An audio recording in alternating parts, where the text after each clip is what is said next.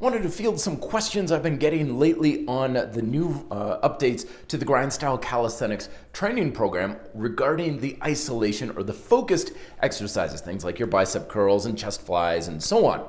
Now, in the Grind Style Calisthenics program, we focus primarily on big compound movements for our strength training, because that's where most of your muscle and strength is going to be developed through the big bread and butter movements. And isolation style stuff is good, but it's just the little crack fillers. It's not going to be responsible for that much of your progress. So keep that in mind, because the way we want to address these things is in the 4 phases of grind style workouts.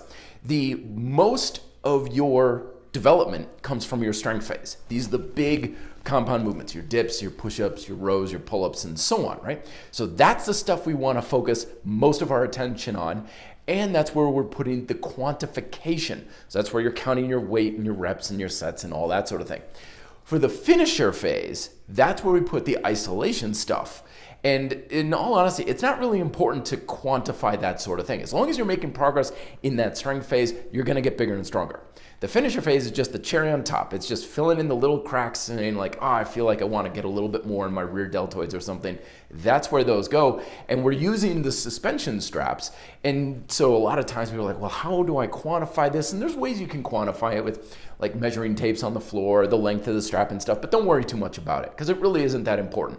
As long as you're making progress in that strength phase, whatever happens in the finisher phase is just kind of window dressing. It's not going to make or break your results.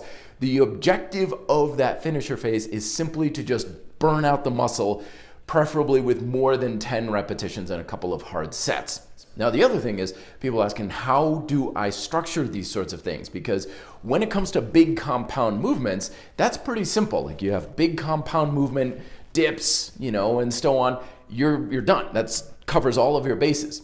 Now, in the finisher phase, you can still use compound movements, and it's typically just a lighter version of what you did in the strength phase. So if we're doing dips, then we go with push-ups or inclined push-ups from regular push-ups. It's just lighter, so that way in the strength phase, we have less than 10 reps, really heavy, and then in the finisher phase, it's more than 10 reps to just burn out the muscle. But we can use the isolation stuff if you choose.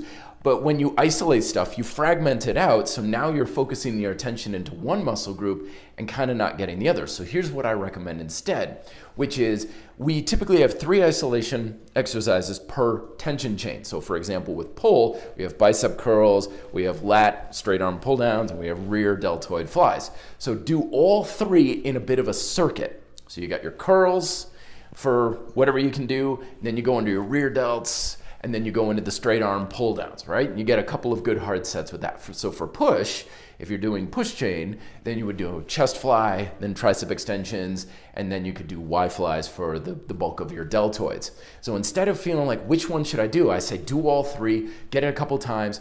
And lastly, don't worry about like driving yourself into the ground, because there's always that question of how many of these should I do? How many sets should I be doing? Because the objective of that finisher phase is about burning out your muscle, but you're always going to feel like I can still keep going to some degree, right? So just a couple of hard sets, 1, maybe 2, really push yourself into the red zone, get as much as you can.